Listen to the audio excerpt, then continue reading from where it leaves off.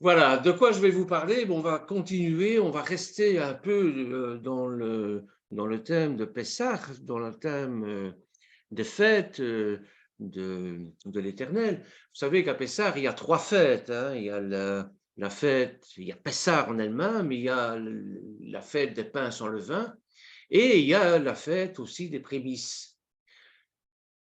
La fête des prémices à Bikurim, hein. Pourquoi est-ce qu'il y a cette fête-là? On réunit durant ces 7 jours les trois fêtes, on les fête vraiment. Eh bien, parce que pour révéler son plan de salut pour l'humanité, ben, l'Éternel a calqué ces jours saints annuels sur les moissons au Moyen-Orient. Voilà, c'est ce que je disais à notre sœur tout à l'heure en introduction. Je disais que pour comprendre les choses, nous avons besoin d'images, nous avons besoin de métaphores, nous avons besoin de, de comprendre par comparaison.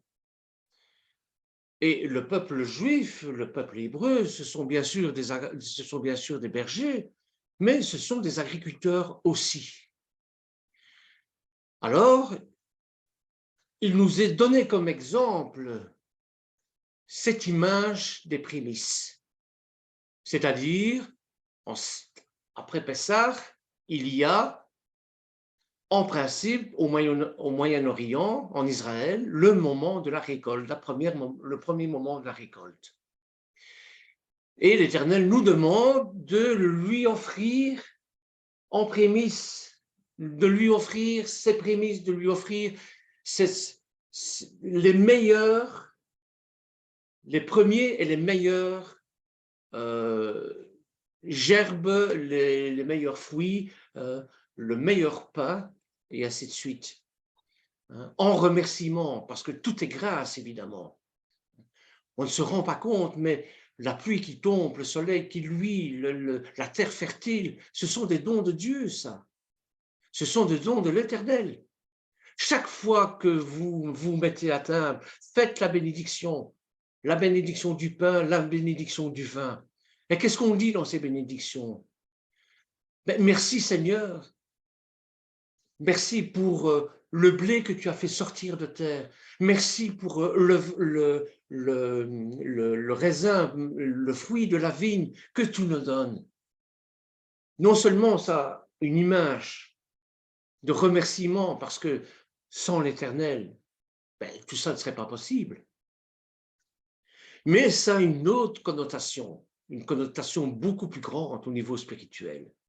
Alors, si vous voulez bien, pour commencer, on va prendre l'Exode au chapitre 23, versets 14 à 16. Parce que déjà en Exode, on en fait mention. Après, ça va être repris dans le livre de Vaïkra, dans le livre des prêtres, dans le livre des Lévites, hein, le Lévitique, au chapitre 23, versets 9 à 16 aussi. Mais prenons d'abord Exode, chapitre 23, versets 14 à 16. Je laisse le temps de prendre vos Bibles. Vous me faites signe quand vous avez.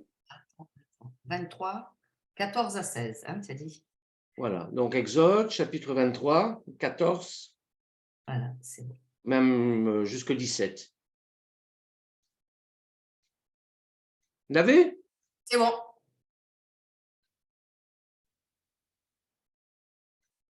Donc, voilà ce qui nous est dit en Exode, au Shemot, chapitre 23, verset 14. 3 fois l'an, tu célébreras une fête en mon honneur. Tu observeras la fête des Matzot.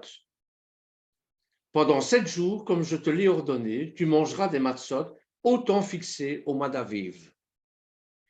Car c'est en ce mois que tu es parti d'Égypte. Personne ne se présentera devant moi les mains vides. Ensuite, la fête de la moisson, les prémices de ton travail dans les champs, enfin, la fête de la récolte à la fin de l'année, lorsque tu accueilleras des champs le résultat de ton travail. 3 fois par an, tous les hommes se présenteront devant le Seigneur Adonai. On verra par la suite au Lévitique 23, chapitre 23 aussi, ce qui nous est dit en plus. Donc, si son peuple récoltait les fruits de la terre à 3 saisons, 3 moissons, comme l'indiquent également les jours saints divins, parallèlement, l'Éternel récolte en plusieurs étapes la moisson des âmes. Car c'est de ça qu'il est question chez nous. Ce n'est pas une fête agricole pour la fête agricole. C'est parce que ça symbolise autre chose. C'est la moisson des âmes. La moisson des âmes pour la vie éternelle dans son royaume. Alors la parole de Dieu, bien sûr, en parle en 2 points de vue. L'aspect littéral et l'aspect figuré. Comme je vous le disais, on a besoin de métaphores pour comprendre, on a besoin d'exemples. Dans l'Ancienne Alliance, les prémices étaient les fruits de la terre, réservés pour l'Éternel.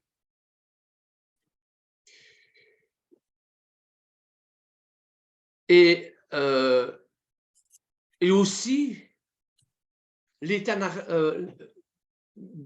tant à l'état naturel qu'à l'état préparé.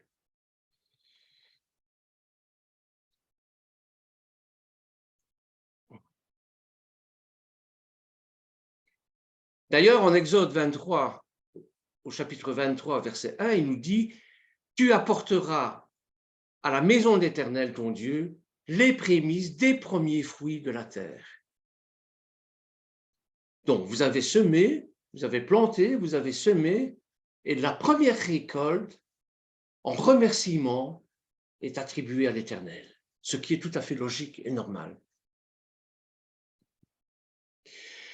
Lors de la fête des prémices, le peuple devait présenter une gerbe que le sacrificateur devait agiter d'un côté et de l'autre.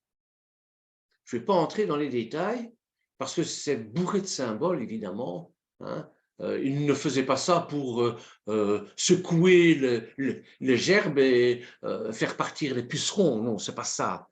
Hein. Mais c'est un symbole très puissant et très fort. On expliquera ça une autre fois, si vous voulez bien. Sinon, on est parti pour des heures aussi à analyser tous les symboles. Donc, il va agiter la gerbe, il va choisir la plus belle gerbe du champ, on va la couper et puis il va l'agiter de gauche à droite. Et l'ordonnance est répétée plusieurs fois dans la Bible, comme en Exode au chapitre 34, verset 26, ou dans le Lévitique au chapitre 23, verset 9 à 22. On va lire un petit bout, on ne va pas tout lire. Donc, prenez le Lévitique au chapitre 23,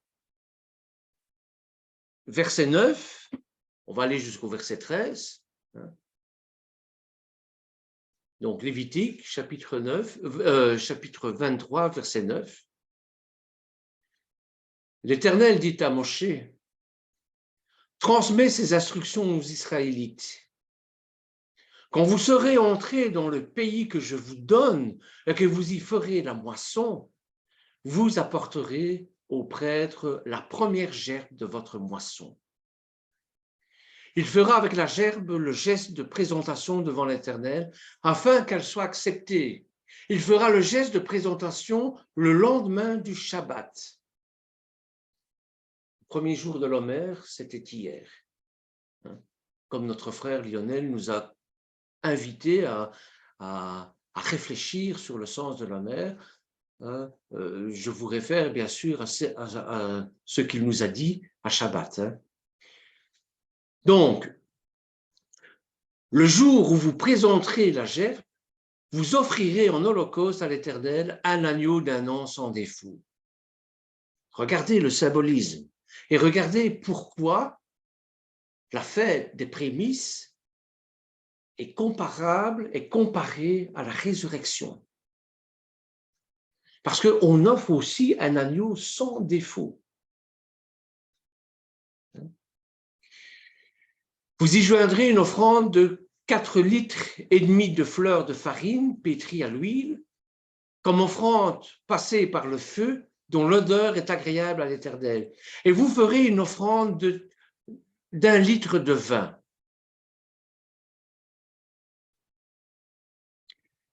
L'offrande des prémices consiste donc en un acte d'amour, d'obéissance, de reconnaissance.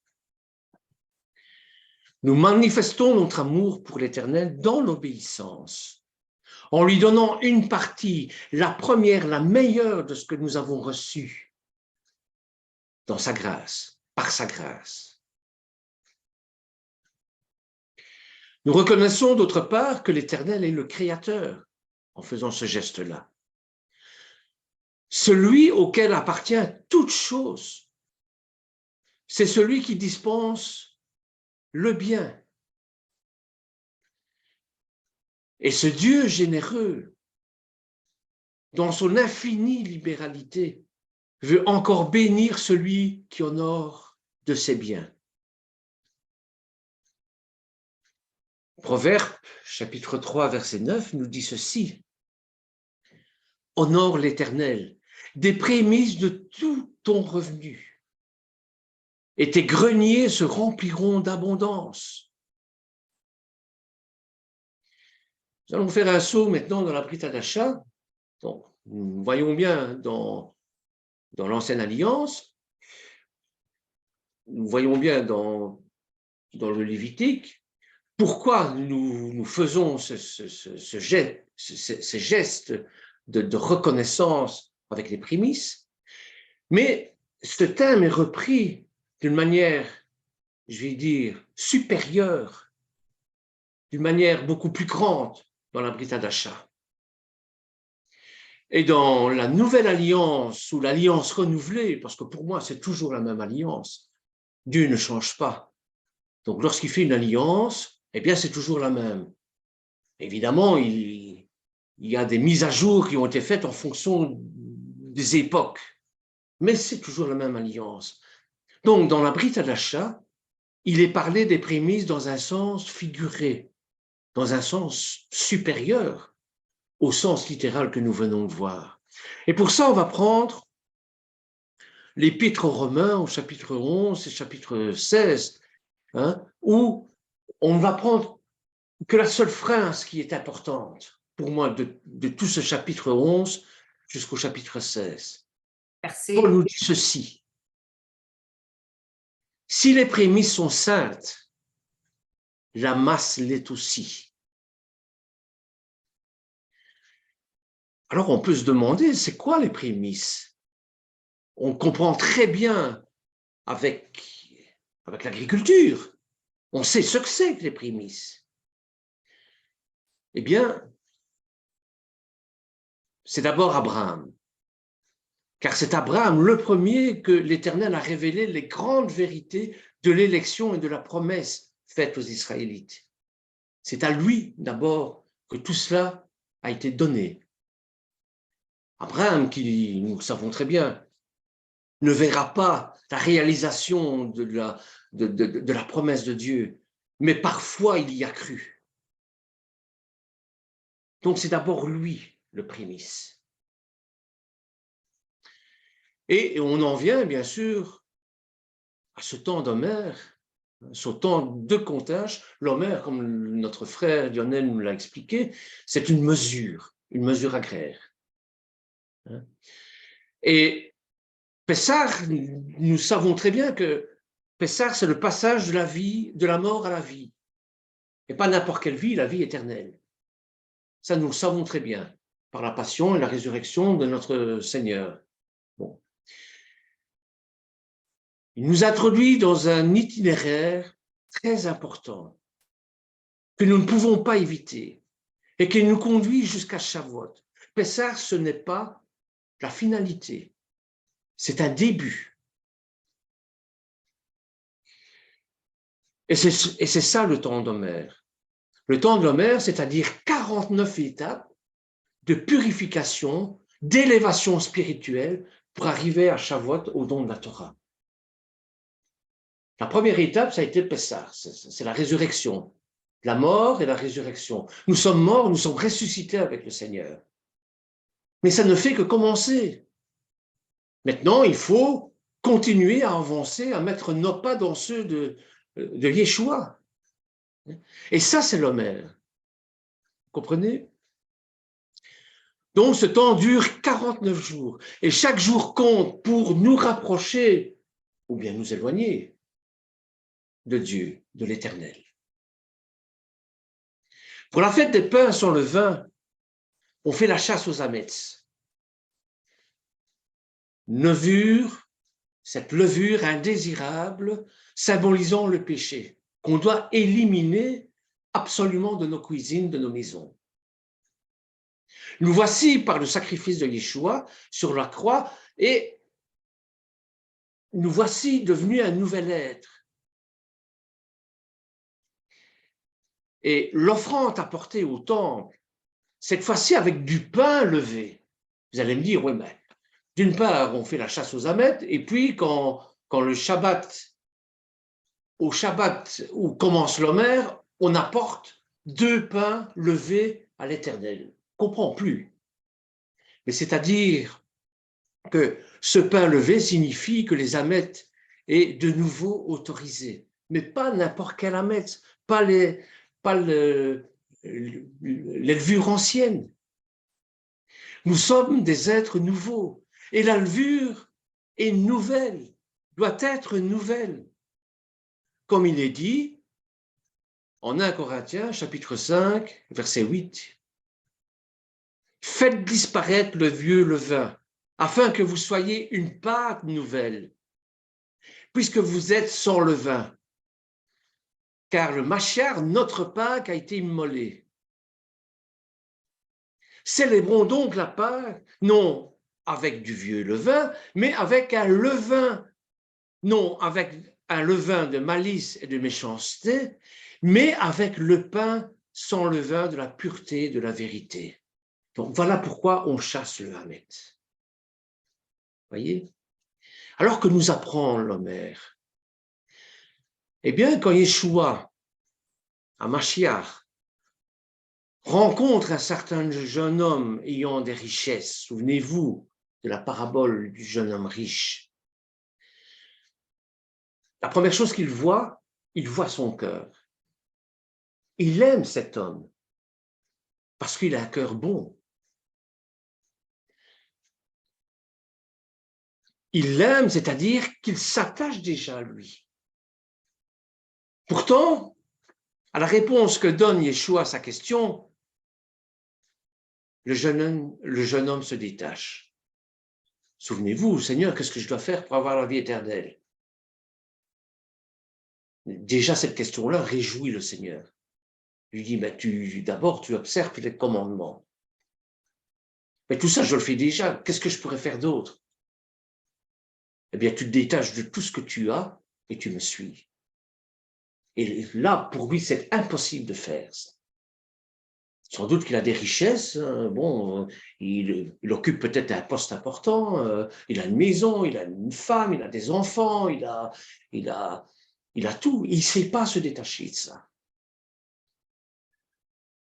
Donc, sa pratique était évaluée comme étant juste par Yeshua, puisqu'il faisait déjà tout ça, puisqu'il observait déjà les commandements. Il y en a un qui ne savait pas faire, c'est se détacher matériellement de tout. Matériellement, intellectuellement aussi, et peut-être spirituellement aussi. Vous voyez, il ne savait pas mettre Yeshua au centre de sa vie. C'est là la leçon de l'Homère. C'est ça que l'Homère nous enseigne. Se détacher de ce que l'on désire, de ce que l'on possède, et qu'il nous est impossible de quitter. Car tout le but de Shavuot, c'est d'apporter une offrande nouvelle. Cette offrande nouvelle, comme disait notre sœur, point de départ, c'est bien sûr Pessah, donc la crucifixion et la résurrection. Mais après, il y a le don de la Torah. Et ça, ce sont les prémices aussi. Alors, c'est quoi devenir un homme nouveau dans la pensée d'Israël? Eh bien, le temps d'Homère nous amène à réfléchir au sens profond des deux fêtes qui l'encadrent. Yom HaBikurim, qui ouvre le décompte, ou le compte, bon, c'est une question de terminologie, et qui est lié à la résurrection de Yeshua Mashiach. Et Shavuot, qui clôture la période.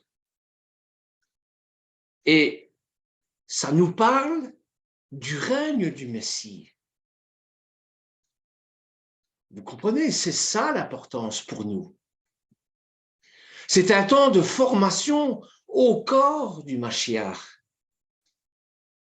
dans un niveau du souffle fort de la Ruach Kodesh. Il est écrit que le niveau le plus élevé du combat spirituel est celui qui combat la mort. Et pour l'avènement de l'homme nouveau que nous devons être, que nous devons devenir, l'homme de la résurrection, ça c'est Pessah, ça. Et lorsqu'il est fait référence aux derniers ennemis à vaincre, le défi n'est pas individuel, mais il est lancé à tout le corps du Messie. C'est d'une manière collective que nous devons nous battre contre la mort. Pour devenir cet homme nouveau, cet homme de résurrection. Comprenez?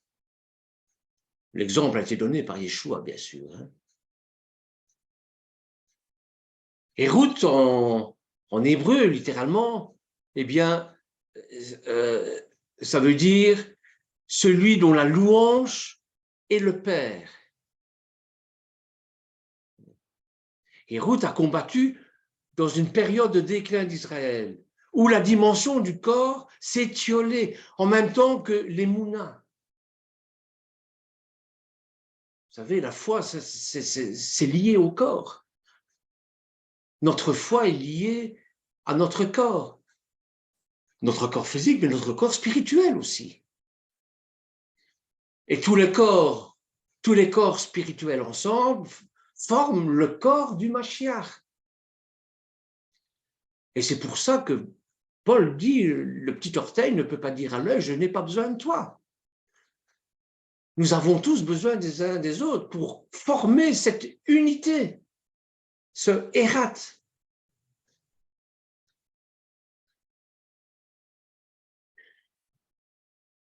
Un très bel exemple, nous le verrons à ce moment-là, bien sûr, c'est l'histoire de Ruth et Orpa.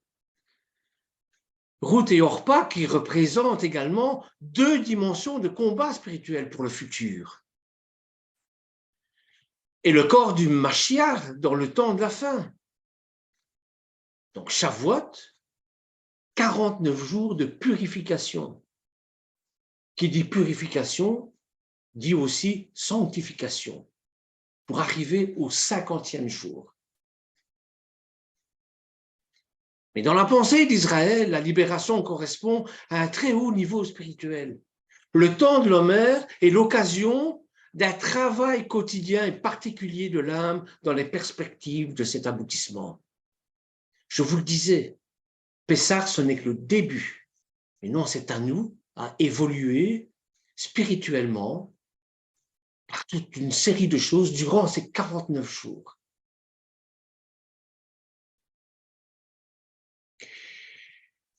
Quelles sont les origines et le sens de cette quête d'âme, de cette conquête de l'âme nouvelle à Shavuot? D'où ça vient tout ça? Eh bien justement, tout part de la fête de Yom HaBikurim, les fêtes des prémices, dont nous avons lu Lévitique, chapitre 23, versets 9 à 14, qui est appelée chez nous, en français, la fête des prémices. Abikurim vient de la racine Beror, qui signifie littéralement le premier-né, le Beror. Vous savez, hein, on en parle déjà depuis un moment du Beror, hein, avec le droit d'aînesse et ainsi de suite. Souvenez-vous de tout cela, de tous ces enseignements-là. Donc, le décompte de l'Omer se dit en hébreu, Sifrat Omer, ce qui est en plus qu'un compte, mais la promesse de ce qui vient. Sifrat, c'est comme s'il y avait une promesse, c'est une promesse. Et dans cette fin des temps, des nations, quel corps sommes-nous appelés à construire?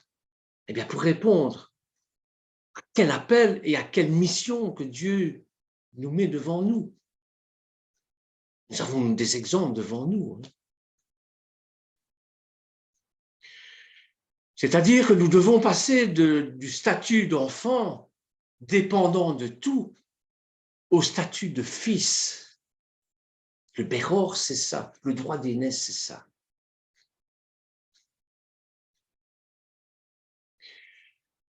Quel est le lieu de naissance de l'expression « Bnei Israël », les fils d'Israël?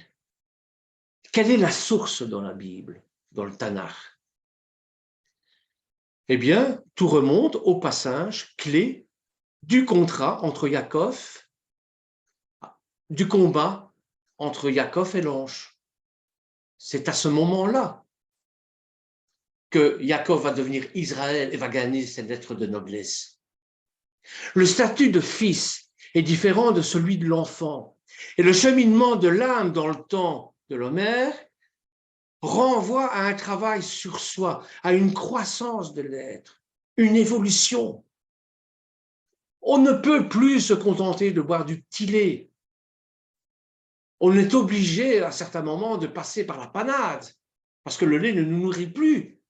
Et de la panade, on passe par la suite en steak. Vous voyez? De nouveau, c'est une métaphore physique, mais spirituellement, c'est pareil. C'est pour ça que les nouveaux convertis, les nouveaux dans la foi, ont une Bible. Après, quand on passe à la panade, il faut acquérir une autre Bible un peu plus profonde et même commencer à faire un peu d'hébreu. Et quand on passe au steak, à ce moment-là, on ne peut plus se contenter de la Bible. Il faut aller dans les textes hébreux principalement et découvrir par le don de l'Esprit Saint l'enseignement qu'il nous est donné à travers les mots, à travers la gematria, à travers l'histoire du peuple juif, à travers aussi la vie que ces mots, en se mettant les uns avec les autres, donnent. C'est ça, lire la Bible. C'est ça, la connaissance de l'Éternel à travers les Écritures. Vous voyez? C'est pour ça que le statut de fils est différent de celui de l'enfant, parce qu'il y a toute cette évolution qu'il faut. Et parallèlement, puisqu'on en a parlé il n'y a pas si longtemps que ça, le Mishkan, le tabernacle, offre une image du corps spirituel du Mashiach. On en a parlé à ce moment-là, souvenez-vous. Je ne fais que rappeler les choses. De même que dans le corps physique, la tête est reliée au buste par le cou, eh bien, l'identité du Mashiach doit s'exprimer en nous par la voix. La voix. Proclamer que Yeshua est notre Rédempteur. Proclamer qu'il est notre Messie. C'est déjà le premier pas vers le salut. C'est déjà comme ça qu'on est sauvé. En proclamant que Yeshua est Hamashiach. Que Yeshua, Yeshuati, que Yeshua est notre salut. Quelle identité, quelle signification donner au corps du Mashiach dans les temps de la fin? Parce qu'on est dans les temps de la fin, là, avec les tribulations de sa main. Vous voyez? C'est déjà la nation d'Israël. C'est déjà ça, le coup de chauffard de 1948. On doit déjà être éveillé grâce à ça. Eh bien, le temps de l'Homer a été celui de la naissance d'une nation. en 1948. On a commencé par la sortie d'Égypte par un peuple, on est devenu peuple à ce moment-là. L'accouchement de la sortie d'Égypte, c'est la naissance d'un peuple. Mais on va plus loin maintenant. 1948, c'est quoi? C'est la naissance de la nation d'Israël. Mais aussi de la formation de Am Israël, du peuple Israël. Si Am Israël raille, Yeshua raille aussi. Ne l'oubliez pas. Yeshua raille. Yeshua vit, comme Am Israël vit. C'est une âme collective avec une identité et une orientation toute particulière. Le texte biblique parle d'ailleurs moins d'un peuple que des Bnei Israël, c'est-à-dire des fils. Les Bnei Israël, ce sont les fils. On ne parle plus des enfants, là. Maintenant, ce sont des fils qui vont hériter quelque chose. C'est pour ça qu'on utilise le mot fils. C'est le Bechor, les premiers-nés, le droit d'aînesse. 2 ans après la sortie d'Égypte, on va inaugurer le Mishkan. Ça, notre frère Ben Salomon va certainement nous expliquer la paracha Shemini. Ça concerne l'inauguration du Mishkan. Donc, c'est-à-dire qu'on a achevé toute l'évolution, on a achevé toute la création. Maintenant, on passe dans un autre temps, dans une autre élévation, qui est celui de l'éternité. Mais je laisse la paracha à notre frère qui va bien nous l'expliquer, vous allez voir. Shemini, ça veut dire le 8e jour. Et l'organisation, le fonctionnement ont été un modèle pour la construction de l'âme et le service avec Dieu. Tout est lié, le Mishkan, l'âme, la Nefesh, pour devenir Neshama et ainsi de suite. Tout ça est lié. Le Mashiach, c'est aussi le Mishkan, c'est aussi l'âme, c'est aussi le corps. Vous voyez? On a l'habitude de tout séparer, de tout cloisonner, de tout répertorier. Mais tout ça ne forme qu'un tout. Et rate. Si le chiffre 7 nous parle de la création, le 8 est hors du champ de la connaissance et renvoie à la dimension du Mashiach, du royaume de Dieu. Vous allez voir, c'est une paracha extraordinaire. Je vous invite à la lire, pas superficiellement, pas littéralement. Oui, commençons comme ça, mais essayez d'entrer dans les profondeurs, vous allez voir. Et vous allez comprendre pourquoi il y a eu ce drame avec les fils d'Aaron. Donc, ce qu'on nous demande, c'est la construction d'une identité nouvelle avec l'Homer. Après la délivrance des Égyptiens, Israël va devoir apprendre à construire son identité, cette identité qu'il avait perdue en descendant en Égypte, où Pharaon subtilement a gommé toutes les identités, sauf une seule, celle des Lévites. Et c'est Aaron, Myriam et Moshe, qui sont des Lévites, qui ont pu tenir tête à Pharaon. Les autres étaient complètement assimilés. Vous voyez? Donc l'Homer, c'est ça, c'est la construction d'une identité. C'est la délivrance. La délivrance, c'est pas la liberté. Vous avez enfermé un singe pendant des années dans une cage, vous ouvrez la cage en lui disant « je te délivre », il est peut-être délivré, mais qu'est-ce qu'il va faire de sa liberté? Il va se le demander. Le peuple hébreu va devoir errer pendant 40 ans dans le désert pour forger son identité. Ça s'apprend, la liberté. Et combien de fois est-ce qu'ils ne vont pas avoir envie de retourner sous le joug de Pharaon, sous le joug de l'Égypte? Combien de fois n'avons-nous pas envie de retourner à nos anciennes habitudes et pas nous battre, parce qu'on est fatigué de se battre. C'est certain. On est fatigué de se battre, on n'a plus envie de se battre, alors c'est pas grave. Il y a l'État qui est là, en providence, qui va vous aider. Attention. C'est le doigt dans l'engrenage de l'esclavage, ça. Parce que les services rendus par l'État ou même par des hommes, ça nous coûte parfois excessivement cher, très cher. Voilà aussi le rôle de Pâques.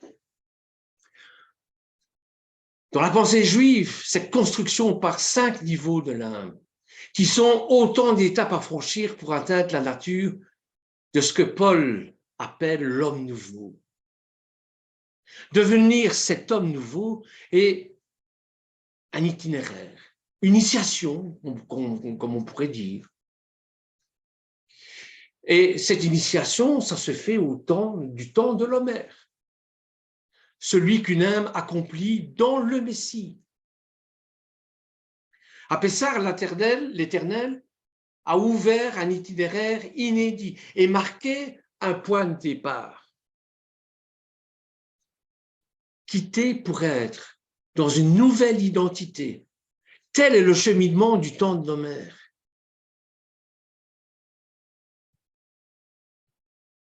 Plus que de prier le Seigneur, change-moi. Oui, je prie tous les jours. Oui, je prie pour mes frères et sœurs qui souffrent. Oui, je prie pour un tas de choses. Et j'oublie la chose importante. Et c'est l'Homère qui me le rappelle. Seigneur, change-moi. Change mon cœur. Libère-moi de mes entraves.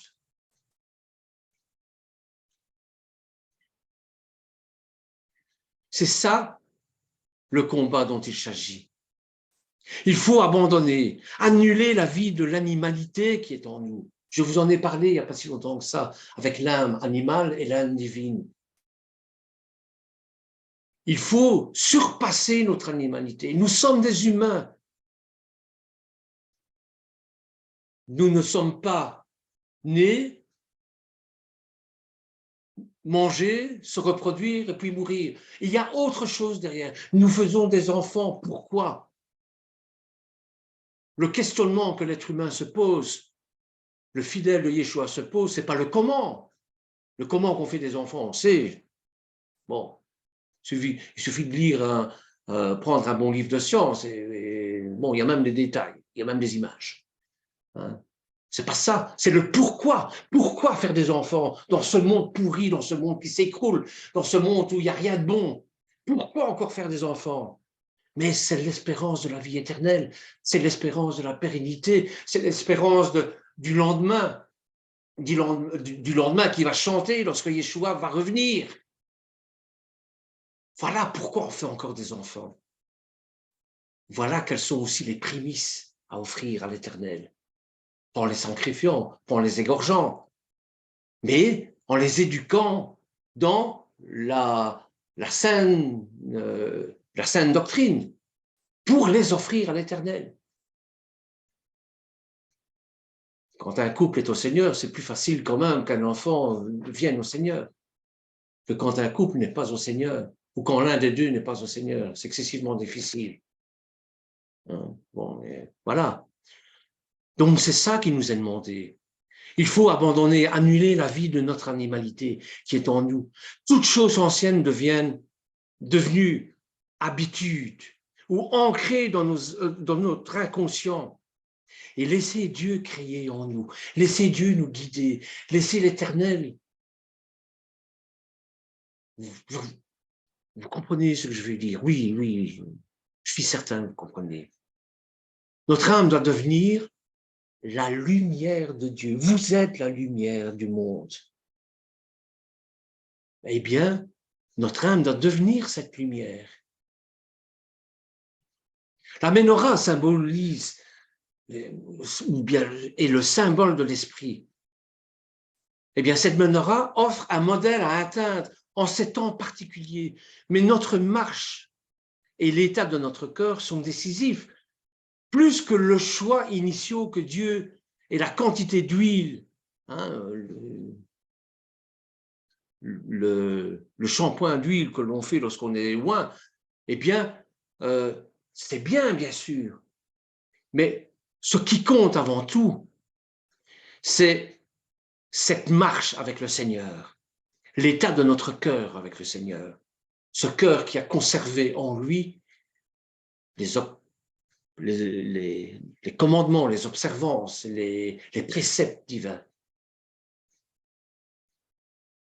Voilà. La quantité d'huile dont celui-ci peut nous avoir doté au départ.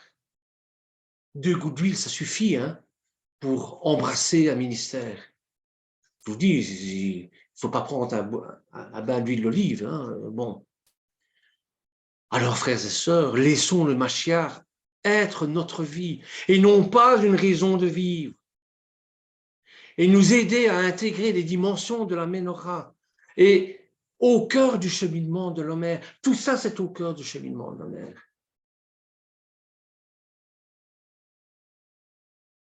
Le tabernacle et ce temps de l'Homer nous enseigne à devenir un pain azéim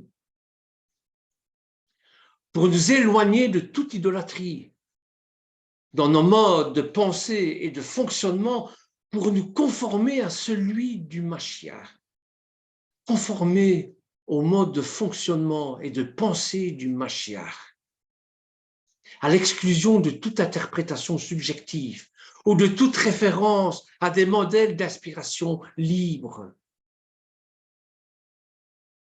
Je suis pris par le nez, je ne devrais plus, mais c'est plus fort que moi, avec une personne qui se dit chrétienne, et quand on discute avec elle, c'est du sacrétisme. Elle prend un petit peu tout ce qui est bon dans toute la religion. Elle fait une soupe avec tout. Et elle fait sa propre religion. Non. Alors, notre discussion est venue maintenant. Je devais travailler. Elle me dit, oui, je sais bien que c'est Shabbat, mais bon, même à Shabbat, je suis obligé de travailler. Mais non, tu n'es pas obligé. Tu as le choix. Tu as le choix. Vous voyez? Alors, elle allait piquer chez les hindouistes certains trucs, chez les bouddhistes d'autres trucs, la manière de penser bouddhiste. Elle faisait du yoga. Du yoga pourquoi? Pour contrôler son corps. C'est pas ça qu'on nous demande de faire. Vous voyez? Donc non, il faut absolument nous éloigner de toute idolâtrie dans nos modes de pensée, de fonctionnement, et nous conformer au mode de pensée, de fonctionnement du Mashiach. Nous n'avons pas besoin d'aller voir autre part ce qui se passe. Notre Torah suffit à elle-même pour nous indiquer, pour nous enseigner, pour nous encourager. Parce que notre Torah, c'est la lumière du monde.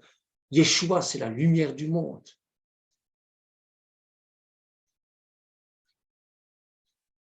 Respecter l'appel du maître, voilà ce qui doit rester dans la ligne, dans notre lignée. Faire comme Ruth. Ruth n'allait pas glaner à gauche et à droite. Ruth allait glaner dans un seul champ, celui autorisé.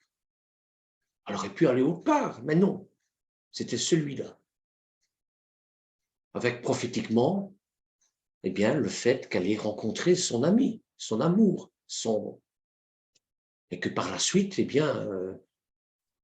grâce à cette union, ça nous a donné le Mashiach. Et en même temps, elle a fait le tikkun de son peuple qui était maudit. Ruth, les Moabites étaient maudits. Vous vous rendez compte la richesse de la Torah dans tout ça.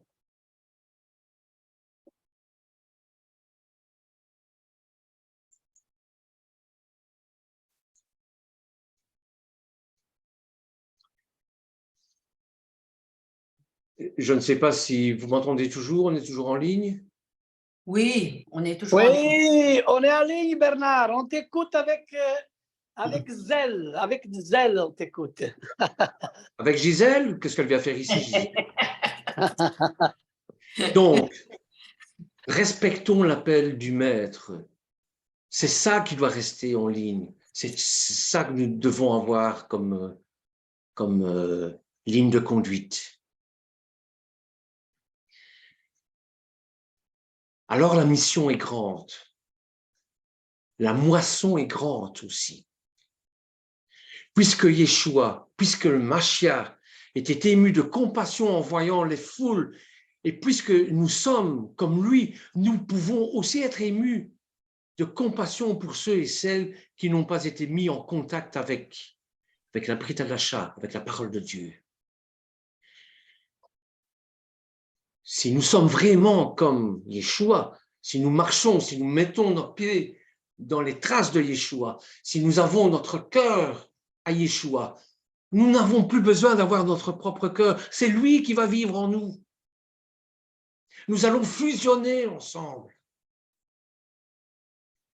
Et bien à ce moment-là, nous allons nous engager dans l'œuvre de Dieu et nous ferons quelque chose pour partager la parole avec les gens qui ont besoin, qui ont soif de parole.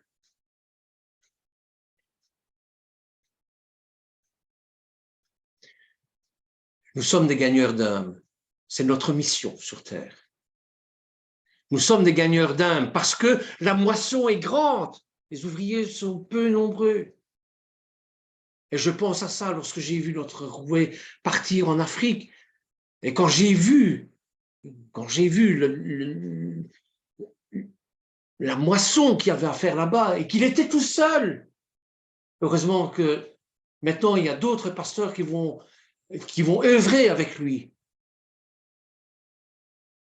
Et quand j'ai vu tout ça, je me suis dit, ça c'est l'œuvre de Dieu, ça. Nous devons être des gagneurs d'âme. Personne ne peut regarder comme nous l'avons fait les visages de ces multitudes de gens, de nos frères africains, avec ce beau sourire ensoleillé qui me ravissait le cœur à chaque fois, hein, quand je vois Jean-Baptiste avec son sourire et avec sa voix qui est tellement chaude. Bon, on n'a envie qu'une chose, c'est de prendre l'avion et aller la joindre. Mais il y a aussi les gens qui sont déroutés par des religions pleines de superstitions, parce qu'ils vont glaner autre part que dans la Torah. Et nous devons les ramener à la Torah.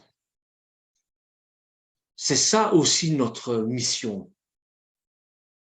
Nous devons faire un maximum pour les gagner à Yeshua, pour les gagner au Mashiach. Et pendant plus d'un demi-siècle, nous sommes tenus en plein air, sur des estrades de fortune, devant des foules défavorisées, parsemées de lépreux, de démoniaques, de sorciers, de malheureux atteints de maladies incurables et souvent contagieuses. Nous leur avons prêché le Mashiach en ayant du mal à retenir nos larmes, nos émotions qui sont bien humaines. Maintenant, on n'a plus tout ça. Hein. Pourtant, tout ça existe encore. Mais faites un micro-trottoir auprès de chrétiens. Demandez-leur s'ils croient encore à Satan, s'ils croient encore au diable, s'ils croient encore aux envoûtements, etc. Ils vont vous rire au nez. Mais rien n'a changé, mes frères et sœurs. Nous avons toujours cette mission-là. Dans le monde entier, des millions de personnes n'ont pas encore entendu parler de Yeshua. Si, bien sûr que oui, vaguement, oui, Jésus-Christ, oui, il a monté sur la croix, oui, pour nos péchés. Mais dans nos tripes, qu'est-ce qui se passe dans nos tripes quand on dit ça? C'est pas une vague histoire qui s'est passée il y a 2000 ans. Hein. Ça se poursuit encore aujourd'hui. Elle constitue une vaste moisson d'âmes, prête à engranger, à s'engranger.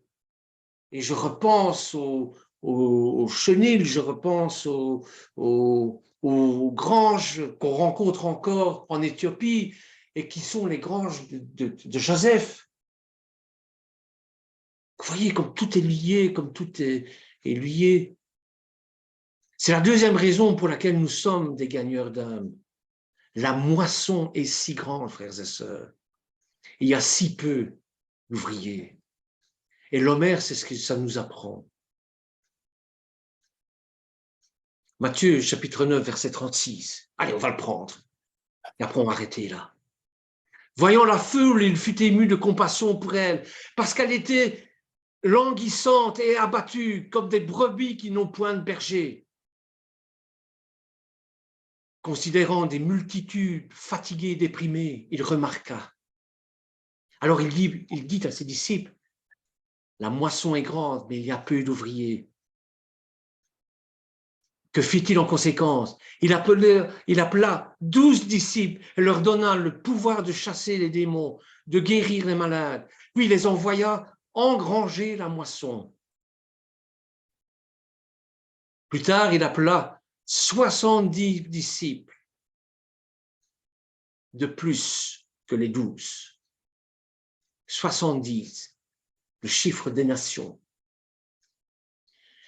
Puis, avant son ascension, il conféra à tous les croyants le pouvoir de témoigner, c'est ça qui est important, de témoigner en son nom avec preuve à l'appui, de confirmer la parole par les miracles qui l'accompagnaient. Témoignez de ce que Yeshua a fait dans votre vie. C'est comme ça qu'Yitro a été gagné par le salut, par Moshe. C'est parce que Moshe a expliqué comment les choses sont arrivées. Et Yitro, qui était déjà préposé, pourtant c'était un grand prêtre médianite, mais Yitro qui était déjà préposé à croire à Hachem, eh bien, le plus qui a fait, qui s'est converti, c'est le récit, l'Argada, comme disait notre sœur tout à l'heure, le récit de Moshe. Moshe a fait l'Argada, a raconté comment c'était passé. Et Yitro s'est converti.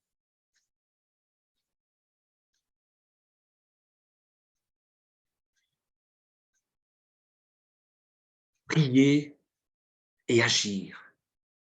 Puisque le Machar était ému de compassion en voyant les foules, et puisque nous sommes aussi émus en voyant les foules qui réclament à manger et à boire, eh bien, nous pouvons aussi être émus de compassion pour ceux et celles qui n'ont pas été atteints par la Brit Hadasha, par la parole, par la grâce, par la grâce de croire en notre Sauveur. Si donc nous sommes vraiment comme Yeshua, nous nous engageons dans l'œuvre de Dieu et nous faisons quelque chose pour partager ce message avec eux, avec tous ces gens-là.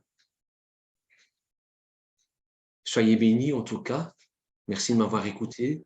Je pourrais dire encore beaucoup de choses, mais bon, je vais arrêter là. J'espère que je n'ai pas été trop brouillon parce qu'il y a beaucoup d'idées qui me sont venues en même temps dans la tête. Mais voilà, respectez le temps d'Homère. Chaque jour, et ça peut-être que notre frère Lionel pourrait nous mettre un petit verset pour nous élever jusqu'à Shavuot. Le premier jour, c'était normalement dans la pensée hébraïque, on se souvient de ce qu'était Abraham, le Chesed. Donc, il faut développer ce levain, ce bon levain. Ce bon levain qui était représenté par Abraham, le Chesed, la bonté même. Abraham qui, devant 3 inconnus, se met à plat ventre et les sert comme des seigneurs. Allons puiser au plus profond de nous-mêmes cette bonté, ce Chesed, puisque nous sommes à Yeshua. Puisque Yeshua, il a toutes ces vertus en lui. Allons chercher comme un trésor au plus profond de nous-mêmes ce Chesed, qui est parfois caché, enfoui, comme un diamant est enfoui et caché comme un trésor est caché, enfoui sous la terre ou sous des ronces et on ne sait pas y accéder. Eh bien, faisons éclater tout ça et laissons éclater notre recette. Voilà pour le premier jour. Le deuxième jour, c'est Kfoura, c'est-à-dire la rigueur. La rigueur, c'est quoi? Ben faisons en sorte que soyons rigoureux dans notre étude, dans nos études. Mon peuple se meurt faute de connaissance. Ne soyons pas ce peuple moribond, puisque Yeshua a pris sur lui tous nos péchés, les a en offrande, en prémisse, offerts au Père. Développons ce sens-là aussi, cette rigueur qui nous manque. Ne soyons plus ballottés par toutes les doctrines. Il n'y a qu'une seule doctrine, c'est la Torah. Et ainsi de suite. Nous avons 49 étapes. Un escalier de 49 marches. Voilà, soyez bénis en tout cas. J'espère que je n'ai pas été trop bouillon. Et si vous avez quelques suggestions, c'est à vous. Merci Bernard. Merci Bernard. Merci, merci.